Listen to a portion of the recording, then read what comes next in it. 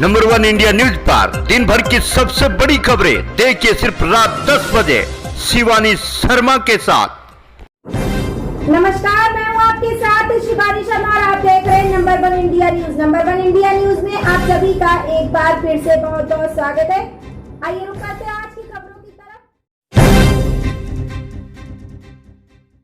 Supreme court ने पैगंबर मोहम्मद पर कथित अपमानजनक टिप्पणी के संबंध में भाजपा से निष्कासित नेता नवीन कुमार जिंदल को एक बड़ी राहत प्रदान की है। सुप्रीम कोर्ट ने नवीन कुमार जिंदल के खिलाफ देश भर में दर्ज सभी एफआईआर को शुक्रवार को दिल्ली पुलिस को ट्रांसफर करने का निर्देश दिया है। इस मामले की सुनवाई कर रही जस्टिस एम.आर. शाह और जस्टिस एम.एम. सुंदरेश की बेंच ने दिल्ली पुलिस द्वारा जांच पूरी होने तक नवीन कुमार जिंदल को अंतरिम संरक्षण भी दिया।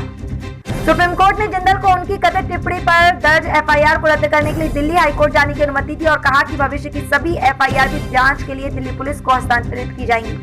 बेंच ने कहा कि सभी एफआईआर दिल्ली पुलिस की आईएफएसओ यूनिट को ट्रांसफर की जाएंगी।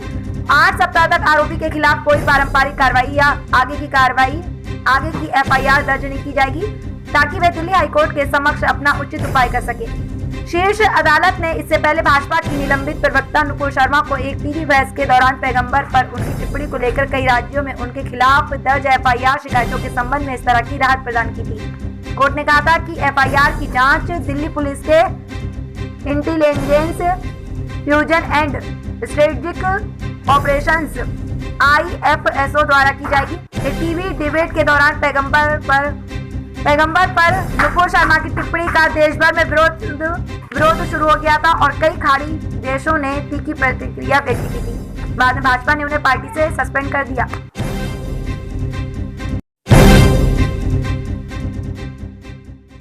पाकिस्तान के पूर्व प्रधानमंत्री इमरान खान अपने ऊपर हुए जानलेवा हमले के बावजूद राजनीतिक संघर्ष जारी रखेंगे। सरकार पर जल्द चुनाव कराने का दबाव बनाने के लिए उनकी पार्टी विरोध मार्च जारी रखेगी। रिपोर्ट के मुताबिक आज शाम 4 बजे खान पार्टी कार्यकर्ताओं को संबोधित करने वाले पाकिस्तान के पंजाब प्रांत में मार्च के दौरान एक बंदूकधारी ने खान को ले जा रहे ट्रक पर गोली चला दी, जिससे खान के पैर में गोली लग गई थी। इस हमले में एक व्यक्ति की मौत हुई। खान की पार्टी का दावा है कि यह इमरान खान की हत्या का प्रयास था।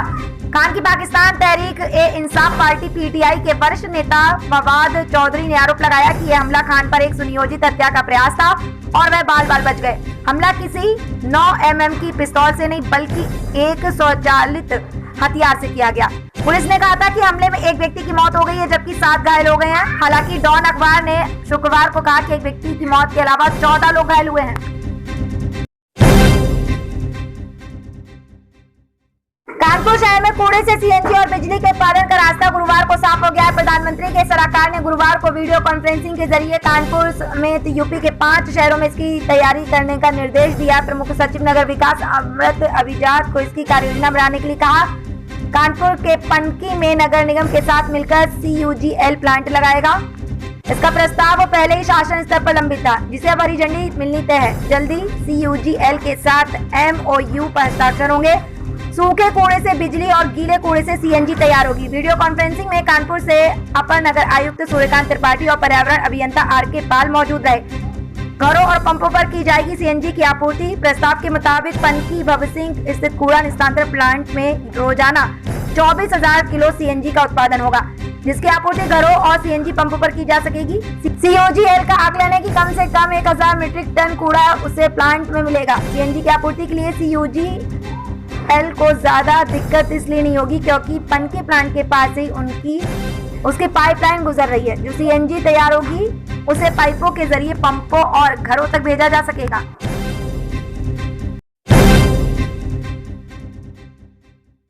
मध्य प्रदेश में धार जिले के कारम डैम लीक कांड के बाद फिर से बांध बनाने की कवायद शुरू हो गई है। बताया जा रहा है कि कारम नदी पर मिट्टी का बांध बनाने की बुनियादी तैयारियां शुरू हो चुकी हैं, लेकिन हैरान कर देने वाली बात यह है कि कारम डैम लीक कांड में राज्य सरकार ने जिस कंपनी को ब्लैकलिस्ट किया था वही कंपनी को फिर से डैम के निर्माण का कार्य करेगी।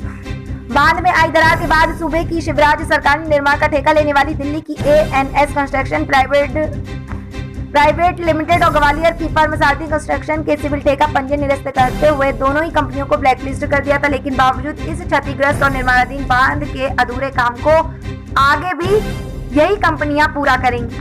जानकारी के अनुसार जल संसाधन विभाग ने रेत और मिट्टी से गिट्टी आदि के सैंपल जांच के लिए भेज दिए हैं। और रिपोर्ट आने के बाद डैम के पुनर्निर्माण का कार्य प्रारंभ किया जाएगा। इसे लेकर कांग्रेस ने इस मामले पर शिवराज सरकार की आलोचना की है। कांग्रेस ने इससे संबंधित एक रिपोर्ट साझा करते हुए ट्वीट किया और लिखा कि शिवराज के जंगल राज की अनोखी खेप कारम डैम की ब्लैक लिस्टेड कंपनी ही करेगी। फिर से डैम का निर्माण, शिवराज जी भ्रष्टाचार का ओलंपिक जीत रहे हो।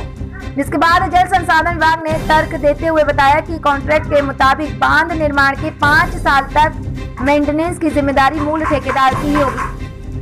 ऐसे में निर्माण कार्य इसी ANS कंस्ट्रक्शन को दिया गया है। उधर विभाग ने डैम निर्माण कार्य के दौरान लापरवाही बरतने के लिए आरोप में निलंबित किए गए 8 इंजीनियर्स के खिलाफ चार्जशीट तैयार कर लिया है।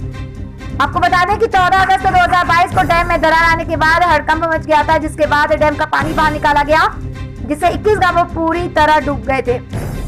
हालांकि किसी भी बड़ी दुर्घटना से पहले ही ग्रामीणों को पहले ही निकाल लिया गया था।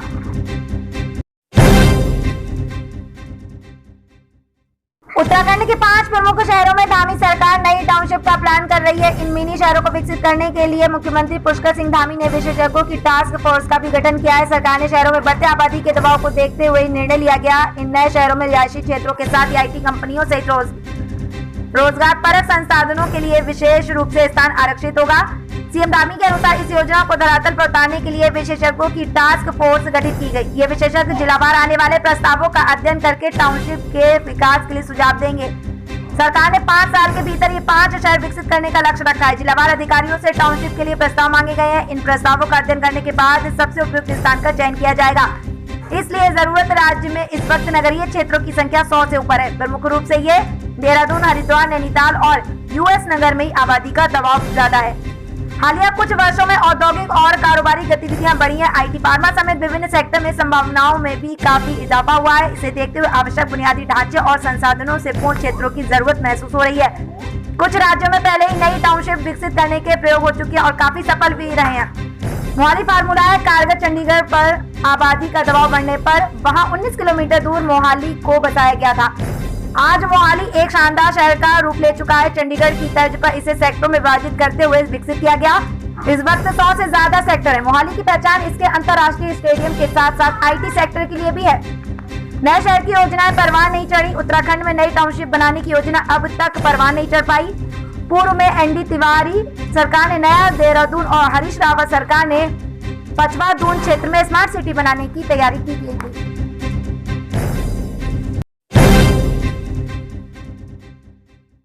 जोधपुर शहर में एक युवक का सनसनीखेज खूनी खेल सामने आया। युवक ने अपने माता पिता और 2 बेटों की हत्या कर खुद आत्महत्या कर ली। इसके बाद पूरे इलाके में सनसनी फैल गई है। ये घटना जोधपुर के कोलावट गांव की है। यहाँ एक युवक ने माँ बाप और 2 बेटों की हत्या कर शव को कुएं में डाल दिया और खुद भी कुएं में कूदकर आत्महत्या कर ली। फिलहाल पुलिस के अधिकारी और FSL की टीम मौके पर पहुंचकर जांच कर रही है। जोधपुर के लोहावट क्षेत्र में शुक्रवार को सनकी युवक ने दिल दहला देने वाली वारदात को अंजाम दिया। लोहावट के पिलवा गांव में एक कुएं से एक साथ 5 शव मिलने से पूरे इलाके में सनसनी फैल गई। युवक ने अपना पूरा परिवार ही खत्म कर दिया, साथ ही खुद भी कुएं में कूदकर आत्महत्या कर ली। लोहावट थाना अधिकारी बद्री प्रसाद ने बताया कि किसान शंकर लाल ने पहले अपने पिता सोनाराम पर कुल्हाड़ी से हमला कर उनको घायल कर दिया और मौके से भाग गया। सोनाराम को घायल देख कुछ लोगों ने उन्हें अस्पताल पहुंचाया, जहां देर रात इलाज के दौरान उनकी मौत हो गई। इसके बाद शंकर लाल ने घर पहुंचकर अपने परिजनों के बने खाने में नींद की गोलियां मिला दी, जिससे सभी बेहोश हो गए और उसके बाद मां और 2 बेटों को बारी बारी से घर में बने कुएं में फेंक दिया।